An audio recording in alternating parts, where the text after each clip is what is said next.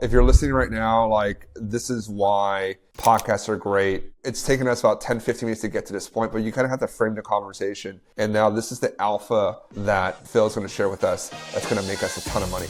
We have a great show with Phil Kennard from Future Stay. Direct bookings has been such a big topic over the last few years. Maybe just talk a little bit about the pros and cons of the OTAs versus the pros and cons of a direct booking website. That's a really important topic to dig into. Future Stay is very obviously geared towards giving hosts the opportunity to take direct bookings. So maybe if you could talk about the benefits, but also the cost of direct bookings. Mainly, it's a lot different than going on Airbnb.com. What is the cost of a direct booking? There's a bunch of new rules that Airbnb has now implemented that restrict the flexibility of hosts to collect guest information or to interact with a guest more directly. Yeah, this is really important, guys. And welcome back to STR Like the Best. I'm your host, Michael Chang. Thank you for tuning in today. And we have a great show with Phil Kennard from Future Stay. But before we start, this show is really meant for short-term rental investors and entrepreneurs, whether you don't have an Airbnb listing right now or you're starting off in your journey. Our stories are to help inform you to better invest your time and your money so that you can really accelerate your journey into short-term rentals and have a profitable property and be able to achieve the financial goals that you set out for yourself. So thank you for listening today. If you enjoyed this episode, please subscribe and share with a friend that you think would benefit from listening to today's episode. Phil, thank you for coming on today. Michael, thank you so much for having me. I love that intro because it sounds like we're going to talk about some of my favorite things to some of my favorite people. Yeah, I know. We've designed this. I launched a podcast because I remember the journey when I first started, and I wanted to provide a format for people to hear real stories from entrepreneurs that, started in short-term rentals and how they scale their business. And Future Stay is such a great story, and I want to dig into that. And I also want to dig into, today we're recording the podcast on April 22nd, 2025. Airbnb just dropped a big policy change about a week ago on direct bookings and how, and it really impacts how hosts think about building their business. There's this kind of meme about, don't build on someone else's land with, using the OTAs. And you're right in the heart of that conversation. So I'm really glad that you're on today and we can really explore that topic. But before we start, please, maybe take 30 seconds to a minute to introduce yourself and Future Stay to the audience. Sure, I'll do my best. I'm Phil Kennard, the founder here at Future Stay. Future Stay is a technology platform that helps rentalpreneurs succeed. Rentalpreneurs, to me, are people like myself and maybe like you that's listening. And I have 3 rentals. I don't ever have a goal of building a 100 rental portfolio. Maybe I'll get one more if my wife lets me. And I use short-term rentals as a way to build some personal wealth, to put a little nest egg away for the future, and also to help invest in property. It's a very easy way to do so. So Future Stay, what we do is we help rentalpreneurs do 2 really important things. The first is you're probably already listed on a channel like Airbnb. Well, we help your Airbnb listing perform better. We are a partner with Airbnb. We directly connect and we optimize your listing. Typically, our users see about 16% more revenue in the 6 months after using Future Stay than the 6 months before. And the other, and probably the most exciting, is we automatically create a direct booking website for you. That is all created in about 6 minutes. So you can do it while you're on your phone, standing in line for a latte somewhere, launch and create your own direct booking website, get it listed on Google Vacation Rentals, and our team optimizes it, and you can start taking 0 commission direct bookings. We do all that for you in a safe, really easy, fast way, so you can start making more money and be more successful as a rentalpreneur. Perfect. Thank you for the introduction. And, I think it serves a great need. There's a lot of Airbnb. I've seen a lot of Airbnb listings. A lot of our listeners and members in our community, the STR Like the Best investment community, where we do a lot of these listing audits. And if you have a technology platform that will help you optimize, your photos, your captions, your copy, just a lot of little things that people miss can really optimize or can really increase revenue. It sounds like 60% is a great uplift in this business and in on direct booking side. And I love that you talked about that, because direct bookings has been such a big topic over the last few years. And just to give a quick background for folks, OTAs, it stands for online travel agents. So, Airbnb being the most popular, but you have, booking.com, VRBO, Expedia, and a long list of others. So these are online travel agents where you list, you have a property, whether you own it or you lease it, and then you do the rental arbitrage strategy. You put it onto the OTAs, Airbnb, Booking.com, etc. You pay a lot of commissions to these OTAs, generally about 20%, and you don't have a lot of control. A direct booking website allows you to have your guests book directly with you so that you don't pay those fees, but there's some downsides to that. So, Phil, maybe I'll give you kind of hand over the mic to you, the proverbial mic to you, and maybe just talk a little bit about the pros and cons of the OTAs versus the pros and cons of a direct booking website. And what I would love to focus on is, 2 points, right? One is the marketing and the protection that you get from OTAs versus the kind of control that you have when you have your own direct booking website. That's a lot to cover, but I would love to hear from your perspective since you've been in the space now for 10 years and you've seen the various cycles that we've gone through now. Well, so I think that's a really important topic to dig into. I think if I give a little bit of background of how I got started in the industry, it'll probably help shed a little bit of light. I have been a tech entrepreneur for from almost my entire life, since before college. And when I was 10 years ago old, I sold my prior tech company and, thought that I was going to become a rich tech bro. So I went into New York and I bought what was marketed as a loft, AKA a studio for anyone who knows New York City, in Greenwich Village. And, kind of thought I was off to the races. And the reality was it was too expensive for me. I couldn't afford it. I didn't really have enough other income to support my lifestyle. And I rapidly was in danger of losing that property. And so I did what a lot of people here listening do when they think, hey, how do I find a way to improve my financial situation and kind of move forward just using the assets that I have or ones that I can get without a huge investment? And so I just started renting it out. I started renting that apartment out. And this was before Airbnb had instant book. We're going back 10 years and change, actually almost 11 years now. This was before, you could use a software and have multi-channel distribution across a lot of different platforms.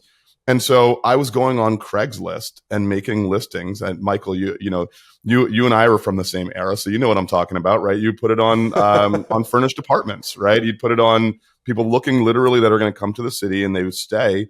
And because at that point in time, vacation rentals 10 years ago was largely looked at for leisure markets. It was largely a thing that you would do in Florida or Vermont or places like that, right? In the US at least. And urban markets were its own separate thing. And Airbnb helped popularize that, obviously, as they started to grow. So I would find my kind of little Craigslist leads, and I needed a place to consolidate those leads. I needed a place to show them my calendar, show them photos of my property, tell them the rules. And being a semi-retired for a couple of months tech guy, I just decided to build my own. So I put my own website up, and I was my own worst client where I kept asking for more and more and more features. And so eventually I built what was the MVP of Future Stay. It was a website that I could share with people for my own property that had a way for me to share the dates, share my rules, for them to put in their credit card and book the property, and a way for me to consolidate and take payments so that I didn't have to worry about people showing up with a paper bag of money. And yes, that did happen. And that's a little scary in the middle of New York back in 2014. And so for me, it was Future Stay, and the concept of a direct booking was a way for me to kind of take control and have a single way to have a reservation booking from someone that I had an offline conversation with and turn that into an online reservation that was safe and secure, and they knew the rules and I knew the rules and had a kind of contract behind it. That's the spirit of what a direct booking really is. A direct booking is really a way for you to culminate a conversation with a guest that is interested in booking your property and to do it in a safe way. It's a lot safer now than it was 10 years ago when I first built Future Stay.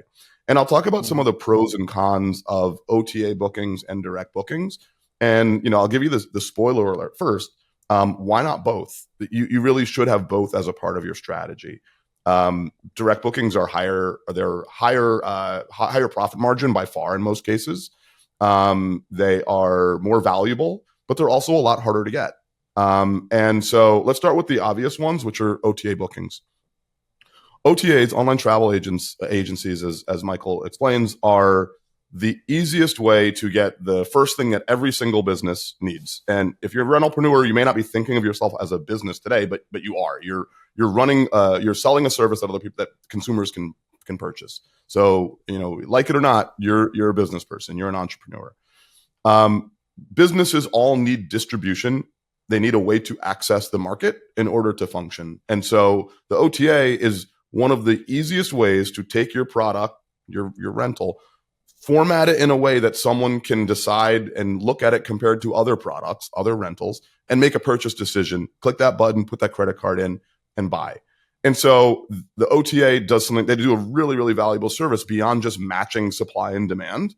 Good OTAs like Airbnb also make sure that both the supply and the demand don't kill each other, right? That they follow the same rules of a reservation. That's what allows instant booking to happen, right? Back in the day, if you go back 12 or 13, not even 12, 8 or 9 years, this may be surprising to people that are, that entered the market during COVID. Airbnb existed, but it didn't have instant booking. In fact, initially, you couldn't even book on Vrbo or Airbnb online. Literally, you would sign up, you'd put in a request, you'd put information in, which would get emailed to the host. They would take a look at that information, and they had to figure out a way to process that. It might have been cash, it might have been check. Maybe they had a credit card processor. It was really rare back then. Maybe if they had their own website, they could have taken a direct booking. But essentially, you were really paying just to get eyeballs onto your property. What Airbnb innovated was they created trust between the buyer and the seller, between the guest and the host. That rating, that mutual review system that is a pain in our butts and a pain in the travelers' butts, the guest butts as well in certain ways, is what allows instant bookings to happen, because we can both trust each other enough to know who we say we are and that you're going to get the experience that you think you're going to get when you book the property. So that premium, that expense that they take on in order to be able to make sure you are who you say you are and that the guest is who they say they are, is why they're going to charge you that hefty commission. It's the marketing that they do and the validation to make sure they're protecting both sides of that transaction that you're going to end up paying. And maybe you don't see it coming out of your side, because if you're connected directly to Airbnb, it's a fee that they charge the guest, but it's still not money that's not going in your pocket and going somewhere else. They're charging anywhere between 12% and up to 22% of a reservation to make sure that transaction runs smoothly and they can keep their hosts like you filled with guests. So it's quite expensive. Right. Yeah, it is very expensive. I'm glad you highlighted that. I think a lot of people are like, hey, why are they taking all this money from me, right? Why am I paying, 18%? The guest is paying 3% for Airbnb to run this platform to match us. And I think you hit on a great point. It's the trust part. It's the trust part that some random person from California is going to instant book my property in Philadelphia and just shows up and expects that, the place actually exists, the codes actually exist. It actually looks like the way it is, right? Because of the review system, because of the brand that Airbnb has built and all the back end work. And that's what, ultimately we're paying for as the supply in that two-sided market. That comes at not just a monetary cost, but from, you highlighted that point about control. You don't have a ton of control as a host. Ultimately, Airbnb makes the rules on their platform. They are the government for their platform. And that you don't like the rules, you can leave. But more importantly, I think people confuse the fact that they believe they have a right to be a host. You don't actually. It's a privilege. Airbnb does not need to allow you to be on their platform, and they have a ton of rules that govern that behavior. Some that are guest friendly, some are host friendly, right? And that kind of leads into our second topic on how that evolution has happened. But before we get there, I think the other point I want to highlight is on the payment side, right? A lot of people kind of say Airbnb and these platforms are really just a payment platform wrapped in travel or wrapped in hospitality. As a host, it's the most important thing is you actually get paid. I think Airbnb does a very good job is if someone books with you, that payment is going to hit your account in 1 to 3 business days. It's a lot less certain when you're off Airbnb or you're booking directly. You're taking payments, you're the merchant of record, there's chargeback risks. There's a lot of things that you have to now manage. And Airbnb completely abstracts that away. Generally speaking, they're the ones taking the payment risks. They have built all the technology in the back end to reduce that risk for everyone. So I think just want to kind of talk about the benefits of that and the costs, right? You don't have control. Like you have to present your properties in a certain way. You have to price it in a certain way. You have to take certain guests, right? That you may not want to, but the platform rolls. Whereas you don't have to do that on a direct booking. And Future Stay is very obviously geared towards giving hosts the opportunity to take direct bookings. So maybe if you can talk about the benefits, but also the cost of direct bookings, mainly the fact that that trust factor isn't there. If someone goes to Michael Chang Rentals, it's a lot different than going on Airbnb.com. Yeah. So let's talk about, I think you said it really well. It's like, what is the cost of a direct booking, right? Because all of those things that you're paying for in the commission to Airbnb are valuable, right? Full disclosure, right? Future Stay is an Airbnb partner. We've been partners with them for 7 years. So, knock on wood, I talk as transparently as possible about the pros and cons, and they know that there are benefits, that we think there are benefits to using Airbnb, but Airbnb shouldn't be your entire strategy as a rentalpreneur. The reality is all of those individual pieces, the building of the trust, the making sure that the payments that the people that are booking are who they say they are, making sure the payments hit your bank account. And if they do hit your bank account and someone disputes them, that you have a way to protect those payments as long as you're in the right. All of those things become your responsibility when you take direct bookings. Now, before I talk about direct bookings in a little more detail, I want to just do a little mental exercise for everyone listening. So, Michael, you probably talk a bit about making sure that you have financial goals for rentalpreneurs and making sure that people understand the basics of how to read a balance sheet and understanding your P&L. Well, most rentalpreneurs, if you're like many of them, don't necessarily operate their short-term rentals at any kind of profit. Many of them actually operate their short-term rentals, if you just have 1 or 2 properties, at a minor loss, but that actually is offset by the fact that they're paying off their mortgage and they're happy with that. So they're building value as they continue to operate. And those that are operating with a margin oftentimes have fairly small margins. Sometimes you can see margins of 5, 10, 15%. Hopefully, as you build a bigger and better portfolio, you get bigger and bigger margins, and that's why you're scaling it.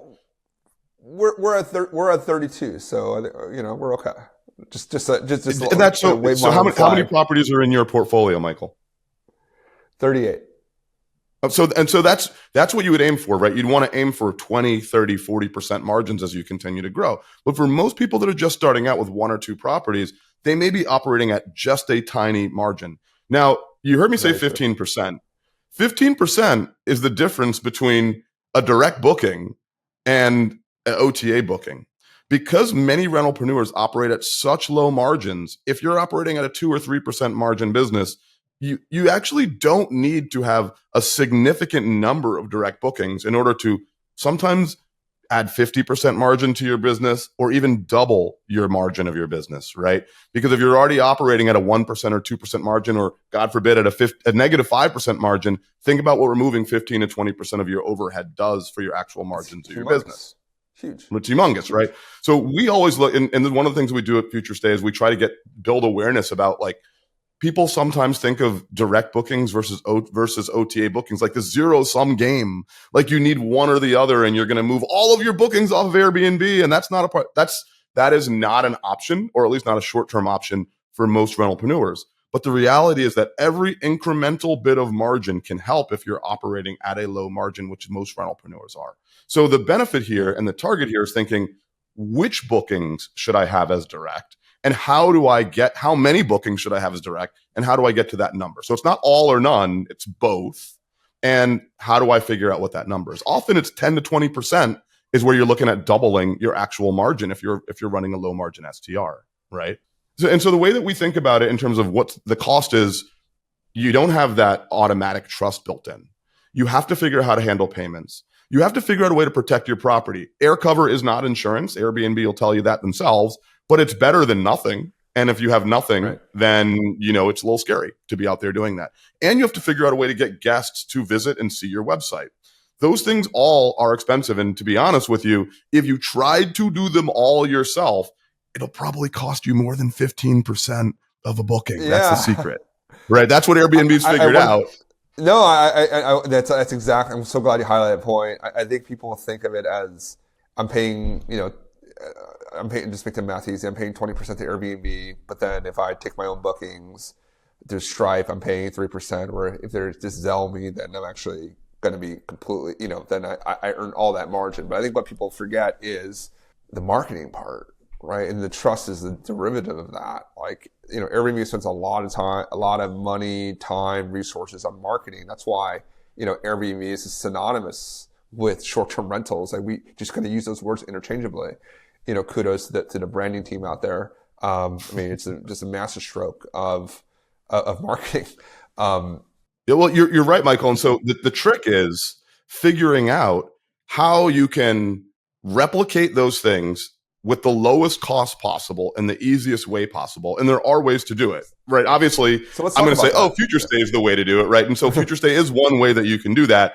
But there are lots of ways that you can do these things. You can make sure you're able to process payments, make sure you're able to attract guests, make sure you're able to trust those guests and protect your property. I'm going to quickly go through 5 of them just so you listening understand what you can do to set up direct bookings in a way that is economical and safe. So the first is obviously you need a website. You can do that yourself. You can go to a free website builder online, put a website together. Now you have to have it sync with your calendar so people can book that. So that limits your options some, but you need a way to just display your property so you can take bookings. Services like Stripe exist, and Stripe allows you to take payments at typically around a 3% fee. So 3% versus 15 to 20 to 22, that's still a great place to be in terms of margin. The third is you want to be able to protect yourself. And so you need something as far as damage waivers or damage deposits. There are lots of great companies out there that'll do that for you. To name a few, you can look at Superhog or Truvy. You can look at Proper. You can look at Wavo. You can look at Safely. These are all ways that just for $10, $15 per night, you're getting thousands and thousands of dollars in coverage for these guests, right? And then you need to make sure that you're equipped to record all this information. So when you get a booking, if there is a dispute, you're able to win a chargeback against it. And those are kind of the basics. But yes, services like Future Stay, we do all that for you in kind of one package, and you don't have to go piece it together yourself. Hey guys, I hope you're enjoying the episode so far. If you can think about how you found this podcast, maybe it was on TikTok or Instagram, or maybe someone shared it with you. I don't run ads for the show or have any sponsorships. So the only way this grows is through word of mouth. If my podcast is valuable for you in any way, please hit the subscribe button and share this with someone who you think would help their investing journey or business. Thanks a lot, and let's continue on with the episode. And that's great to highlight the benefits of that. I completely agree. Like, you need to go back to your previous point. It's not a zero-sum game. You need to have the OTAs, and you need to have your own direct booking site. I want to kind of go back to the marketing part, because I think that for me was the biggest struggle. We had looked into building our own website, kind of the journey that you talked about. And, we're like, okay, do we just go on Squarespace, we build something, go on Upwork, hire a designer? And then we came back and said, this is actually this is way too hard, right? It's not just the cost of building it and also maintaining it as well. It has to kind of work within your PMS system too. It has to fill into your back end, and things always are moving around in the API, and you need someone to maintain that. You don't want your site to go down or have the bad pricing. So that was like one problem. And the other bigger problem was really just, how do you get eyeballs, right? You can go on social media, put up on the Instagram page. It gets you a little bit, but most people kind of default to running ads, and it can get very, very, very expensive, and you're competing against all the OTAs as well. And then that savings that you thought you had, really gets whittled down, because Facebook and Google are actually very, very expensive to marketing ads. So if you have a very unique property, right, you have some crazy view, or you have a house in a cave, something like that like people are just naturally going to gravitate to, you probably don't need the OTAs as much. But if you have kind of normal type property, that marketing expense actually is a very significant part of that. And, I'm kind of calling these out because the way that we thought through it was, okay, I'm not a technology person, and so I'm not going to build this myself. So the way that I thought about it was like, okay, we're going to, use some technology to collect guest emails, right? Whether it's through, when they book with us through an OTA, that trust factor is already there. They've been there, they had a good stay. Okay, I know this is legit. And then we have signage there that says, hey, if you want to book with us directly, scan this QR code, give us your email. This is the website. If you want to come back, book through that. And that goes to a website that we have through our PMS system that, just pops up. I just want to kind of share, like, that's our personal strategy. We get definitely not 10 to 20%. I would love that metric. We get 80% of Airbnb. It's still 80% Airbnb last year, about 15% other OTA, 18% other OTAs, probably like 2-3% direct bookings. And it really is that. People don't really find us organically, to be candid. It's always a repeat booker, or it's a guest of a booker that was there. They logged into Wi-Fi through StayFi, and then, we have their email address, and then we send out a monthly email that just says, hey, if you want to come back, this is our website. You save 20% versus OTAs. And I highlight that because I would love to get your feedback. And I feel like that's generally, or at least in my view, like a good starting point, especially if you don't have a very differentiated property. And I'm just hearing just for the education, like maybe talk about, is that a common strategy? Like what are some of the pros and like what could we be doing better? What could I be doing better? Yeah. So what you're talking about here is the fundamental first step of any business, right? So distribution is you're essentially paying for some platform to share your whatever you're selling with a broader audience. Very few businesses can succeed if they're always paying for a new customer every single time they want to sell something, right? What they do next is they want to retain that customer and sell them more stuff, right? Imagine if Nike could only sell one pair of shoes to each person in the world once, right? It'd get really hard to run Nike at some point in time. Or Amazon. We would need to grow more feet. We would need, thank you. Yes, we would need a lot more feet, right? And so that is what you're doing if you're only using an OTA. You're saying, I'm going to pay the cost for a new customer every single time I get a customer.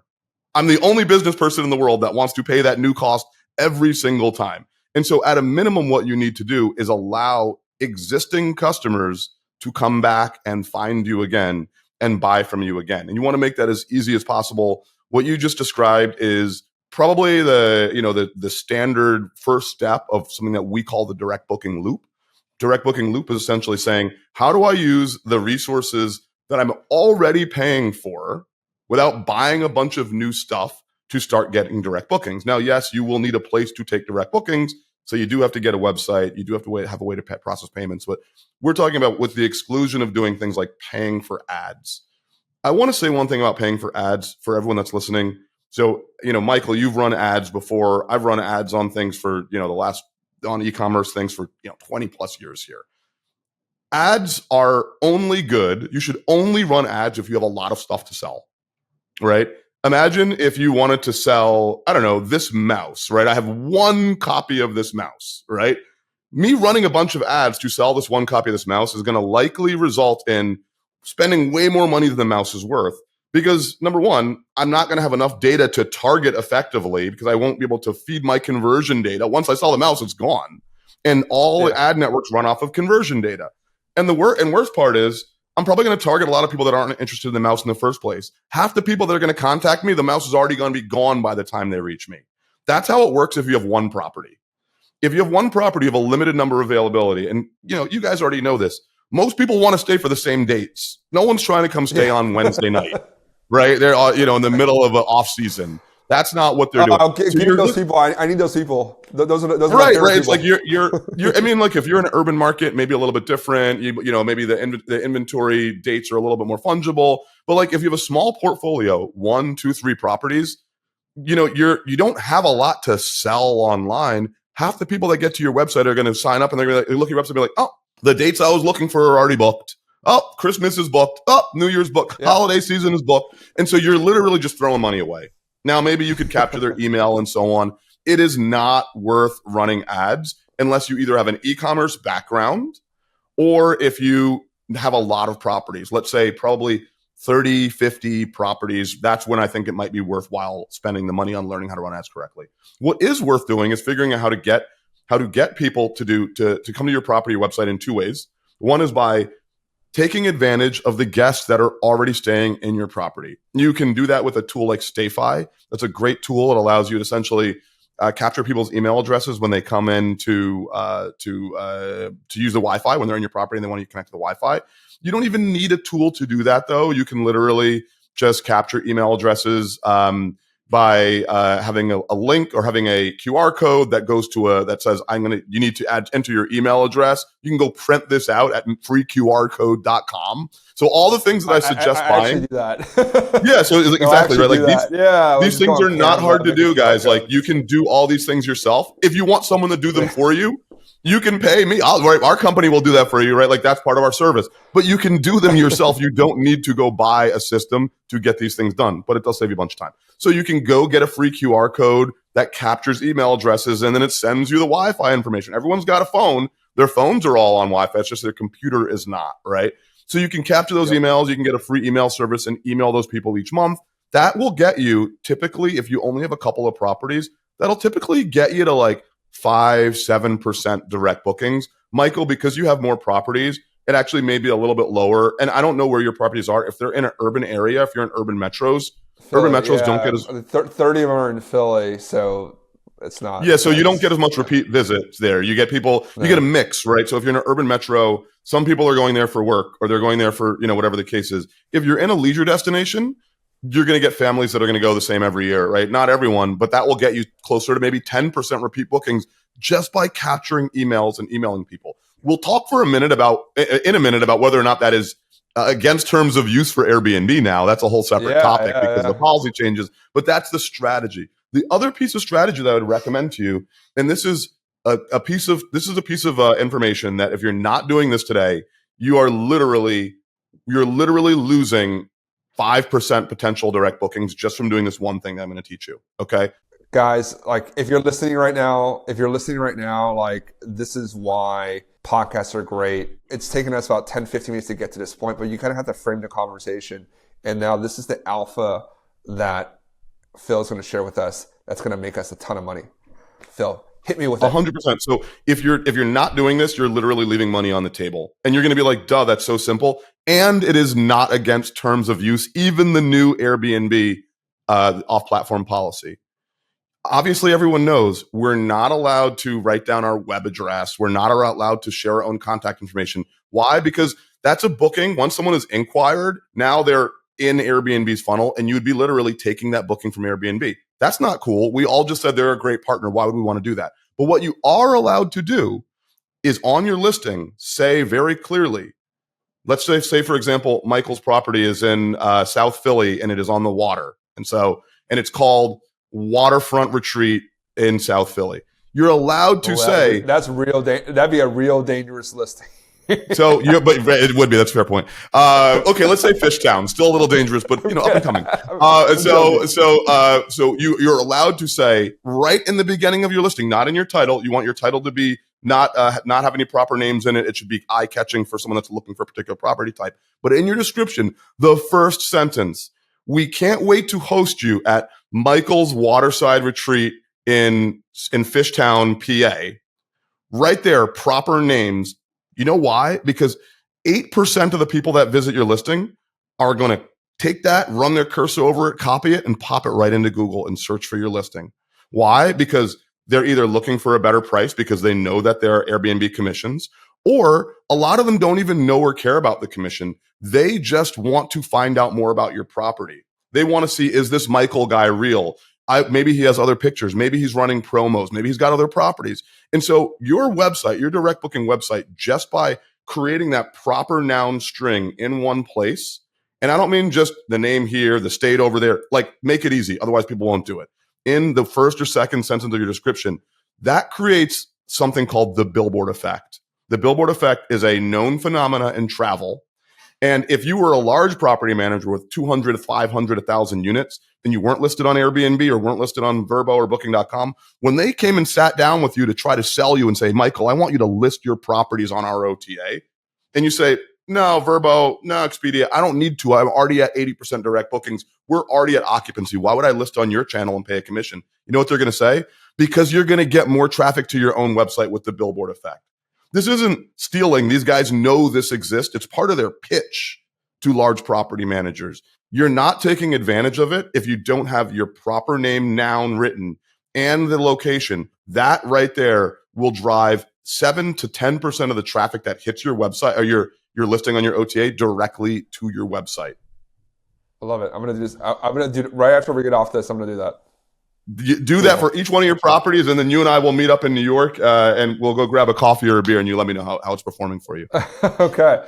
Yeah. No. We just personally like Philadelphia has a certain demographic, right? And it's a lot of kind of in and outs. So there, I actually don't mind the OTA bookings. I actually kind of sleep better because, I have the air cover, I have the identity, it's that premium is worth it.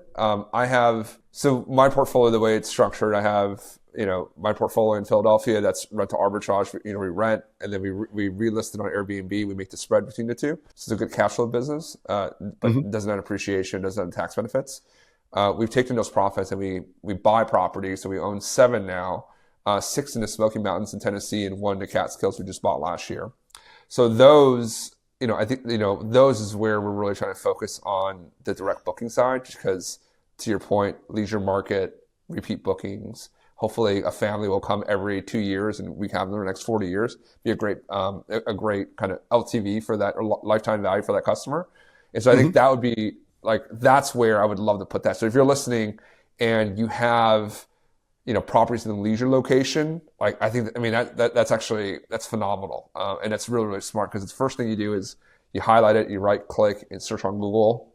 And then, hopefully, your listing comes up. Actually, that actually leads me to another question, and then I want to pivot over to Airbnb's new policies. A lot of people are thinking through that and how it impacts them. When you do search for the proper name and location, what ends up happening is you go on Google and it has the 7 sponsored links from all the OTAs to push you to their website. Right, makes sense.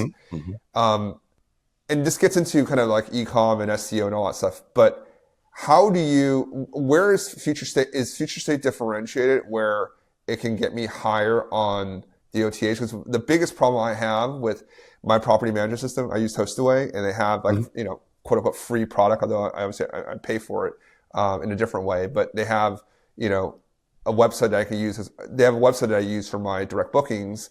It's I can't really customize it, so it doesn't look it's not the look that I would go for, but it's just kind of what I have.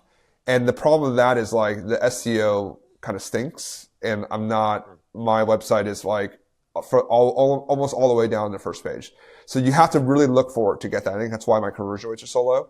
And I think that's where, your, Future Stay and competing products, where from what I understand, the pitch is you can do it in a way where you're going to, attract more eyeballs. So maybe if you can talk about that a little bit. And that's a differentiator. 100%. So the first thing is, and you hit the nail on the head, I'm not suggesting anyone listening needs to become an SEO expert. Guys, especially if you just have a handful of properties, it's not worth it. Kind of like running ads. However, you should 100% be the number one result for the search of your property name and location. If someone else is beating you for that, then you're not doing it right. And that means the way you would do that is, if you're using Future Stay, for example, we automatically make that the title of your page and the H1 text on your page. So we would always beat your OTA listings, because your OTA listings have this maybe in the description, but it's not the title. Their title they're not, OTAs aren't really advertising your property. They're advertising properties like yours in that area. And so we'll always come up above the OTA listings for your property, which is what you would want. The second thing, and we didn't spend a lot of time on this, and this could be its own show, to be honest with you, is everyone knows that Google Vacation Rentals exists, right? Everyone's heard of Google Vacation Rentals. Hopefully, Michael, I know you've heard of it. Google Vacation Rentals is a little bit of the kind of 800-pound gorilla in the room, or the the elephant in the room that no one talks about, which may become an 800-pound gorilla. Google Vacation Rentals is a way that Google Vacation Rentals works like all of Google. Their goal is to index all vacation rentals in the world, put them in a little search widget on top of Google search results. And so when you search for any vacation rental term in any market, they show up with their listings, and they have all the information in terms of where that property is listed, all the sites it's listed on, how much each one's listed for. And lo and behold, if you have your website listed there and your website is built by a company that's partnered with Google Vacation Rentals, like Future Stay, your website is generally going to be a lower price. And Google even wants people to click through to that. And so they say, this is the official site of Michael Chang's property, right? You click through that, you have the verification and the vetting by Google, right? Google's giving it kind of tacit verification by calling it official. And so having that addition, and you have the reviews there too, having that is one way to have a direct booking website that is still no commission. It's free to list on Google Vacation Rentals as long as you're working with a partner. That drives free direct booking traffic to your website that is also, they're going to trust you a little more implicitly because you're coming from Google. So you need to do that too, right? You got to make sure your website provider is partnered with Google. Otherwise, you're just going to have a bunch of OTA listings there, and those don't help you at all. You're going to be paying commission on everything that goes through that. This is a question that I've been thinking about, and you kind of brought. I'm glad you kind of pulled this forward. I'm already paying for a direct booking website, and a lot of people listen here. They're already paying for a property management system. I use HostAway or like Guesty, Hospitable. The long tail of property management systems. Most of them have a direct booking website. And again, I think a lot of them have flaws and they can be like really improved. But the nice part is like, it's just integrated. You should just like click a button and it's kind of there for you. It's integrated to your back end. So you don't have to deal with pricing, schedule, you don't have to worry about double bookings, all the pricing, everything's integrated. What's the case to add on a Future Stay or to one, turn it off and to turn it off and use Future Stay instead for your direct booking website? Like, what's the value proposition there? Yeah, so the value proposition is pretty simple. If you want to make more money with direct bookings, you have to use a website that's actually going to convert, right? And so our website is incredibly high converting. I've been building e-commerce funnels since before the word e-commerce was a thing, right? And so we've learned how to optimize websites. Future Stay has built more e-commerce websites for short-term rental owners than anyone else in the world, over 100,000 over the past decade. Mm-hmm. So we know really well what works and what doesn't. As an example, we're talking about Google Vacation Rentals. We were one of Google Vacation Rentals' 2 launch partners. They launched with us and one other company. So we helped them design the HTML schema to rank websites. So I guess you can imagine how well we rank with Google Vacation Rentals, right? So some of it is just being hyper focused on driving results as opposed to having the website being an afterthought for, a bolt-on or afterthought for a PMS. So we're direct booking first, if you will. That's one, right? The second is... No, I love that. No, that's really, I think that's a great point because that it is, and not to, I'm not speaking poorly of anyone, but I think they would admit it, they admit themselves that, it is something that they're working on improving. It's not the core business. It is a bolt-on. Yeah. It's very inflexible, at least the one on HostAway. It's inflexible and you can't really, there's not a lot you can do with it. It's by design, right? They don't want people monkeying around with that and then they have a bunch of support issues they have to figure out and not get paid for. And, right. I think you're right. There's a ton of value in creating a high converting website. And that's my personal journey as I kind of do more on the marketing side. Having a higher converting page, it makes a world of difference. And I'm glad you highlighted that because it's hard to understand that if you're not kind of in the business. But I'm just speaking of someone that's like more into the business now, your website and how it converts, how it looks is going to have a material impact on whether, it's 10%, 1 out of 10 people converting or 1 out of 100 people converting. And that makes all the difference. If you have a PMS and sign up for Future Stay, is the integration straightforward? Is it just an API into the two where it will still capture all of the business logic that we need so that you can manage, the business on the on the PMS system, but then you have the separate, Future Stay website that's converting a lot higher for you. But all that business logic is still kind of flowing into your PMS system. So, your automated messages, like all that other business logic is working within the PMS. Yeah. So the way Future Stay works is we're directly partnered with Airbnb. And so you probably know, if you have a PMS, you probably know that you can't connect two PMSs to Airbnb at the same time. Obviously, you can't have two systems telling Airbnb what to do, right? That wouldn't work well. But we have a unique way to connect to them that doesn't overwrite or interact with that in a negative way. So you can sign up for Future Stay, connect to Airbnb. You authorize us to connect to Airbnb, and we pull all of your Airbnb rules and data out of your Airbnb account into Future Stay. And that's what allows us to create a website that functions exactly like your Airbnb account with all the same rules, which presumably if you have a PMS, you've written from your PMS to Airbnb. So we match all your business rules and your availability, your rates, et cetera, in Airbnb instantly, and your website's ready to go in literally about 5 minutes. And then if you do have a PMS, you can connect Future Stay to your PMS to keep the availability in sync. With your PMS, we just sync availability and guest data. So we don't do any other syncing with your PMS. If you start changing rules in your PMS, they're not going to flow to Future Stay, but that's okay because we're still connected to your Airbnb account. So you just click a button and we pull it right back from Airbnb again. You say, oh, pull my rules again. So you can pull your rules, your content from Airbnb however many times you want. We don't negatively impact or overwrite anything in your Airbnb account unless you want to use us as a PMS. Lots of people use Future Stay as a PMS and don't have other PMSs. Actually, about 75% of our customers don't have a PMS, and they come to Future Stay and they say, I don't really know what a PMS is. I don't really care. I just want to make more money with my short-term rental, and I want direct bookings. So we give you, part of Future Stay is essentially a PMS, a very lightweight, easy to use one that you can use from your phone or anything else. That way you give us full control of Airbnb if you like, or we can just sync availability. It's up to you.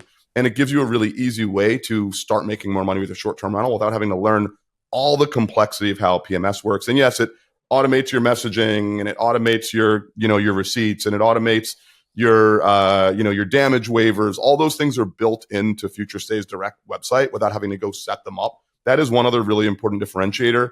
If you're using a conventional PMS, as you know, there's like a marketplace page, and you're like, oh, I guess I need a damage protection, and oh, I probably need a guest screening, and I probably need a way to collect. And so you go choose a bunch of other services. Future Stay does all of those for you within one service. So you don't need to figure all that out. It's just one price per month. And that includes everything in it. So you can just literally start taking direct bookings like this afternoon. Yeah, no, that's fantastic. And I think that's where, it's an underserved segment of the market where, you have a few properties, 1 to 3 properties. Like you don't want to spend a ton of, it's a learning curve. Spend a bunch of time on the technology side. Maybe you don't like technology and you don't want to deal with it. Having an integrated service like Future Stay, where all that's abstracted away and everything is kind of set up for you, so that you just sign up and all that integration is built in, and you just you're clicking a button and to opt in or opt out.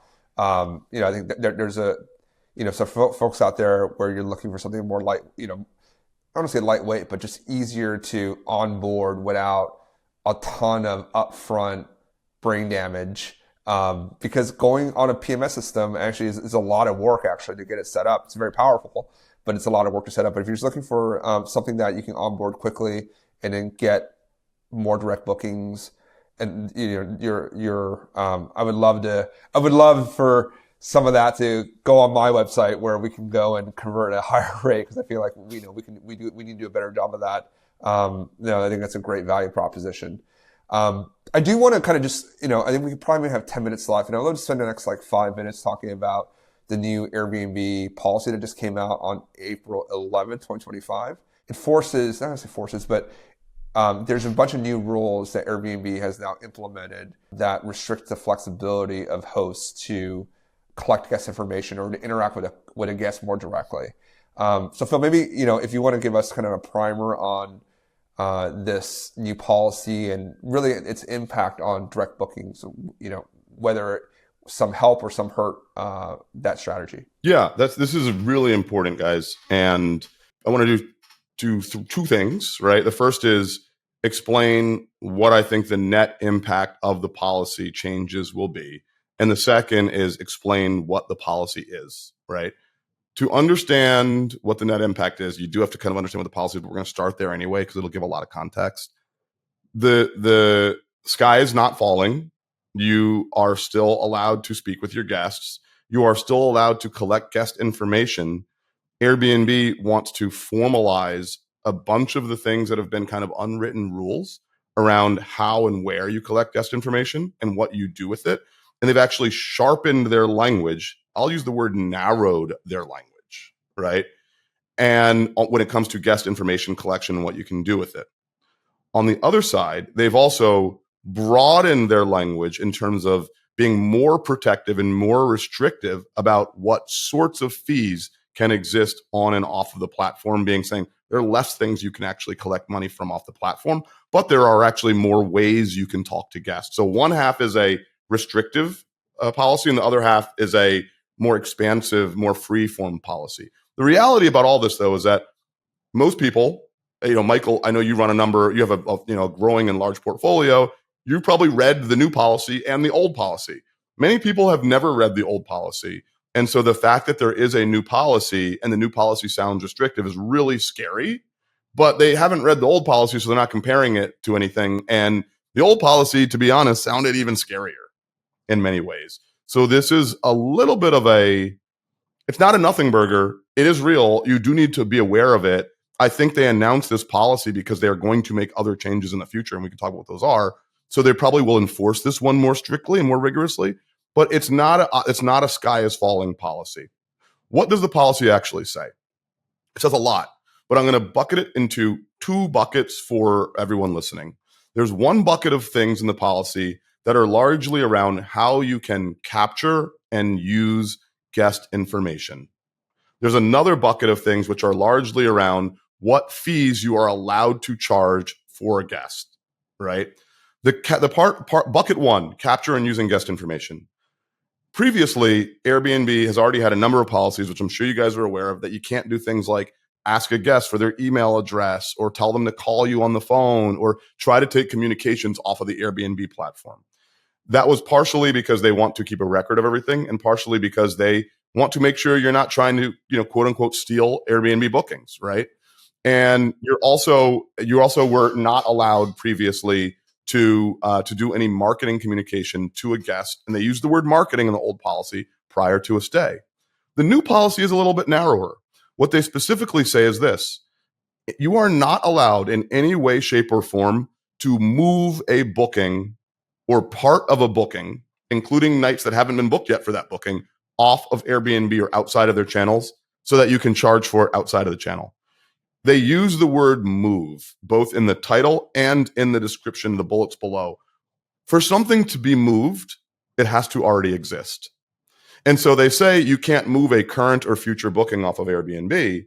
But what that literally means is if there's a booking already being discussed with a host, an inquiry that started or a thread that started about a booking, that's Airbnb's booking. If there's not a booking being discussed, meaning a guest came to your property, they booked through Airbnb, you didn't move that booking in any way, they showed up and you said, "Hey, Michael, I'm glad you had a good stay at my property. I'd love to capture your email address and let you know what I'm doing in the future."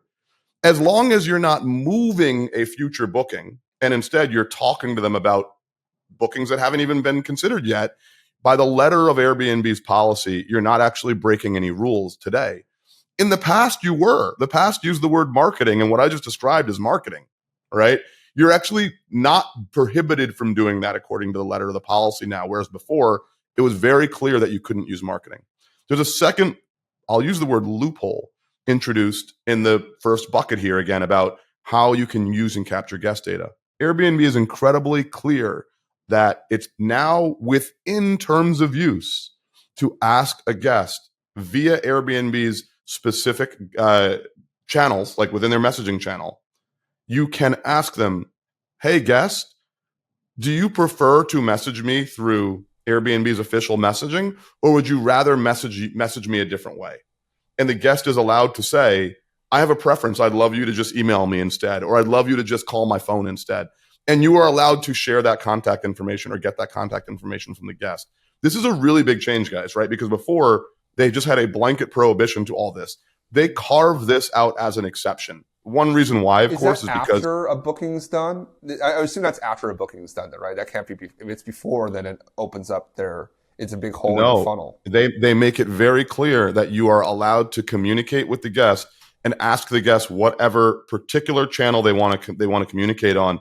and continue the communication on that channel. They do, of course, say that any communication through those channels and any future channels that come as a result and antecedent to that are still subject to the exact same rules. So you still can't move a booking off of Airbnb and then book it a different way. Airbnb is smart enough to know that if you're talking to Phil about booking the 1st through the 7th, and then you share an email address and all of a sudden the 1st through the 7th is booked and it didn't come from Airbnb, they're going to come knocking on your virtual door probably, and they'll know that you did a thing that you just said you wouldn't do according to their terms of use. Yeah, no, I'm not suggesting that you break those rules. I'm just saying that they're making it clear that you're allowed to move the communication off of the channel if the guest requests it.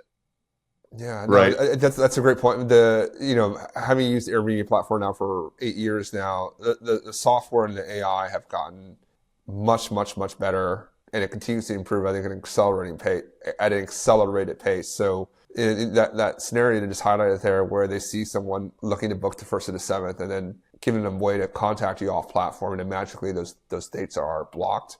Like, you're going to get a nasty message from Airbnb. Just be really careful, because they will suspend your listing. They will do a bunch of things to you that you're not going to like. So, Michael, you're 100% right. Let's be really clear, guys.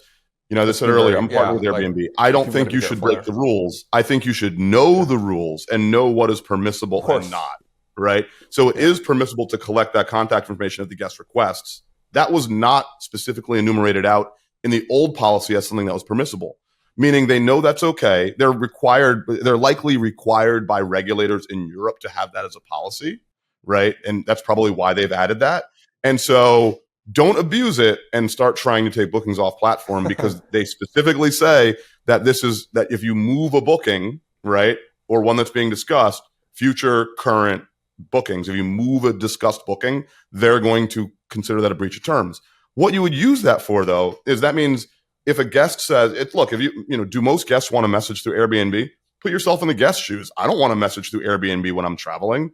Text me, call me, WhatsApp me. I got way too many things going on. I want to be logging into the Airbnb app, right? That's not convenient for me. It may be convenient for the host. The host is the one that is using their PMS or their Airbnb app.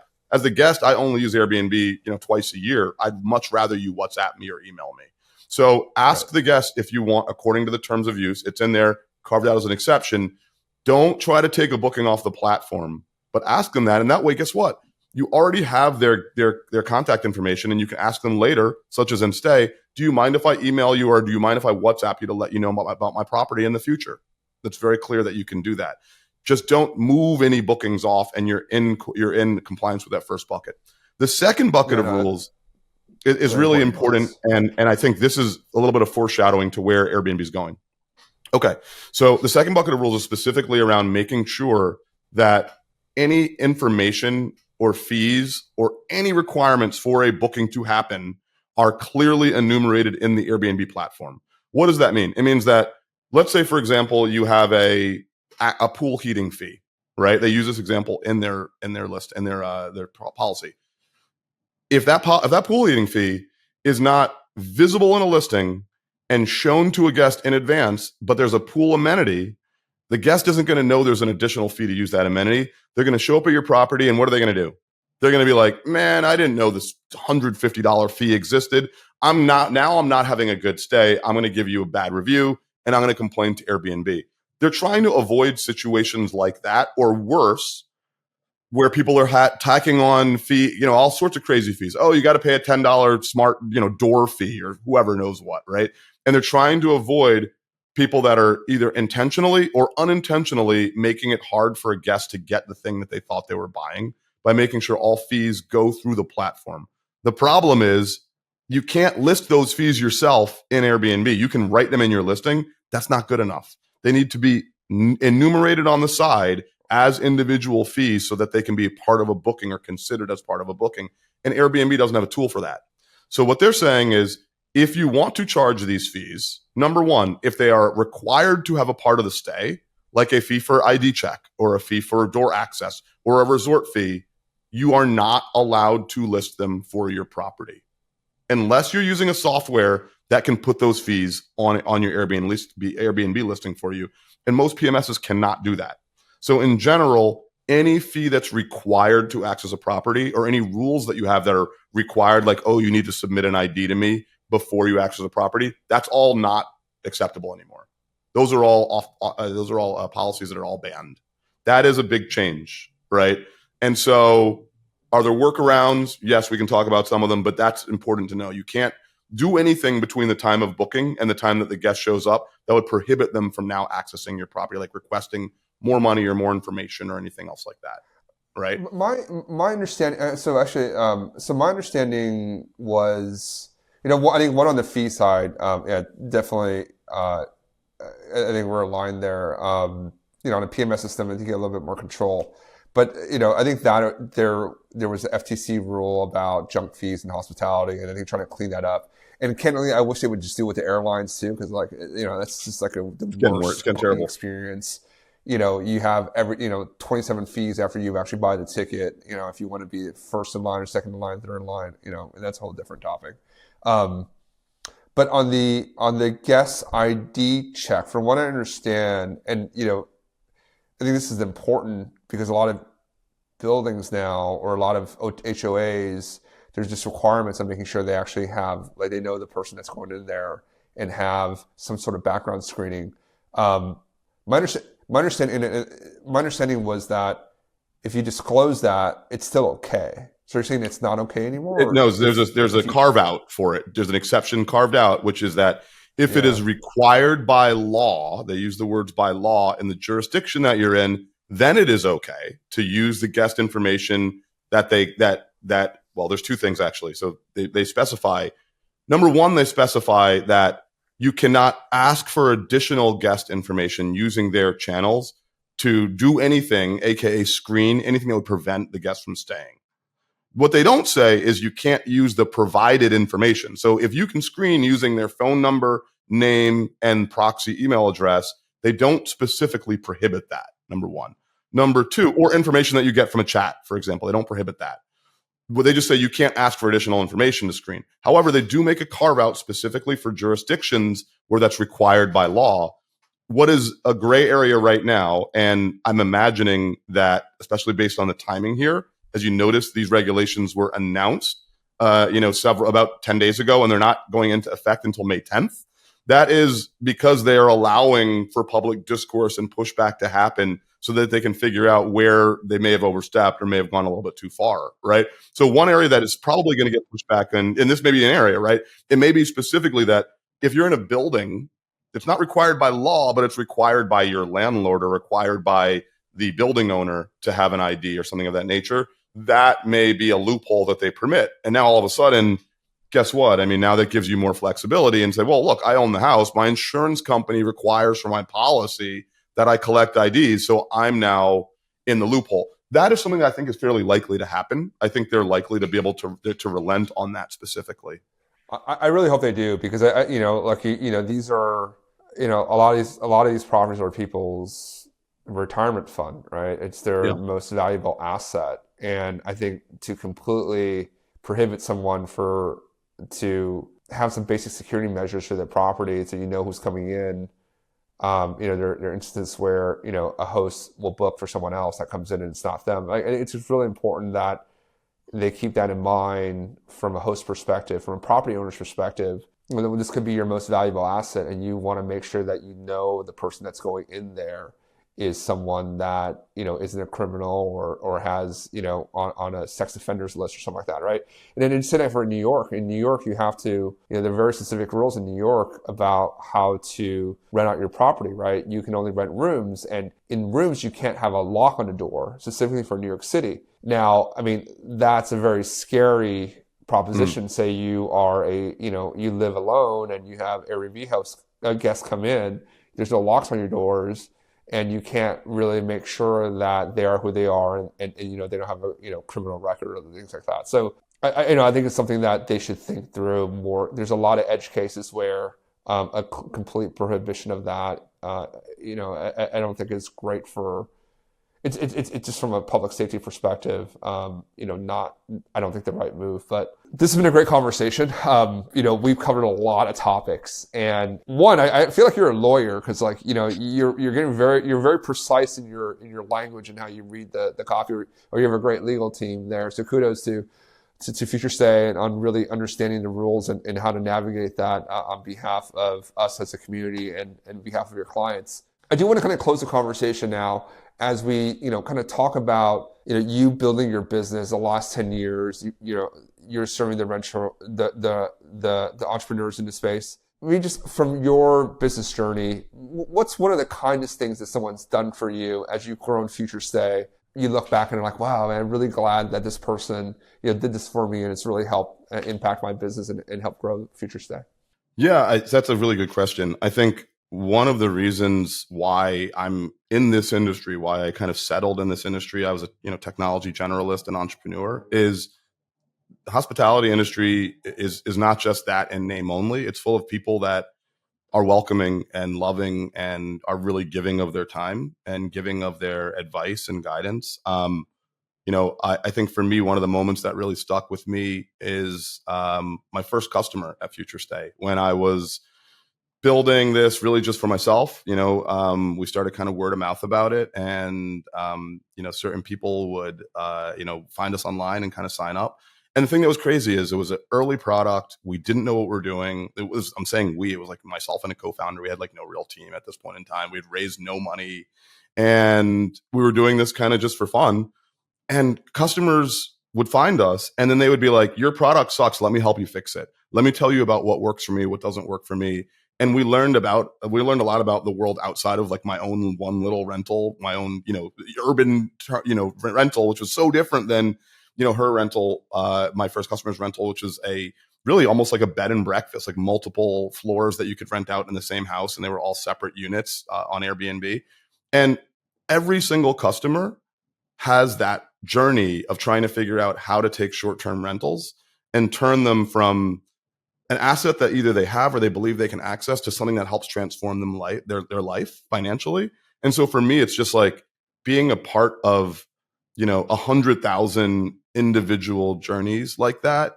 And it's kind of the most inspiring thing to me, just seeing how, we can be a small part in changing people's lives and they can keep helping, us change ours and help keeping us on the right path with Future Stay. It's this like massive, amazing, positive feedback loop that I love and I don't think I'll ever give up. Yeah, and I'll speak just personally. It's made such a material impact in my life. Short-term rentals, and great technology that you and your peers within the space have built. It's allowed me to quit my investment banking job. Be able to provide for my family, be able to provide a retirement. A path towards retiring my wife and I as our kids grow, and we kind of enjoy the later years in our lives. And short-term rentals have been such a blessing for me personally, and the fact that we can share this on this podcast and we can share it within the clients at Future Stay. And if you're looking for a great property management system that can help you really optimize your direct listing, I highly encourage everyone to take a look at Future Stay and see if it's a great fit. But just broadly speaking, the technology part is such an important piece. It's evolved so much since I started in 2017 to now. Like you really can manage your short-term rental portfolio remotely. I live in New York. All my properties are outside of New York, and be able to, utilize technology to both save your time and also make more money. So if you haven't, explored a technology solution, highly advise, look what's out there, see what fits best for you, and definitely take a look at Future Stay to see if that's something that that works well within your portfolio. So Phil, what's a great way for people to reach out to you or to learn more about Future Stay? Yeah, they can follow us on any social media. So, LinkedIn, you can follow us at linkedin.com/futurestay. You can follow me at LinkedIn.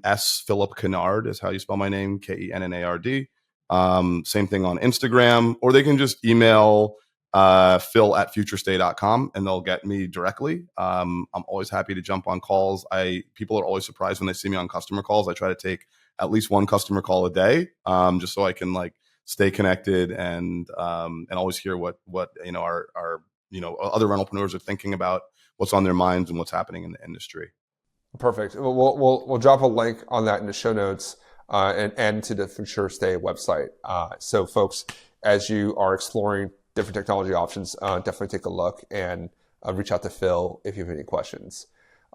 Phil, thank you again for spending time with me today. Really enjoyed the episode together, learned a lot. Thank you for the tip on the billboard effect, that's something that I'm going to implement immediately today. Have my team implement immediately. I think that's such a great piece of advice, and I want to thank you for sharing that with us. Awesome, Michael. Thank you for having me. Definitely, it was a great conversation, and I'm going to follow up with you in exactly 4 weeks. And I want to hear a report on your direct bookings after implementing the billboard effect. Yeah, I got to get it above 3%.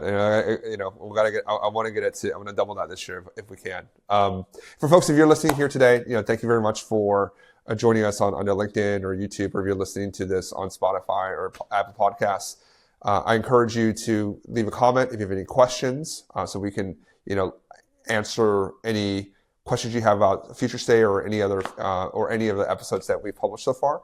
And again, if you found this valuable, please do share with a friend. And we want to continue to share the message on short-term rentals and its profound impact that it can have on your life and your family's life. So everyone, thank you again for joining in today. If you found this episode valuable, please make sure you hit the subscribe button so you can get notified when I put out new content on Airbnb investing.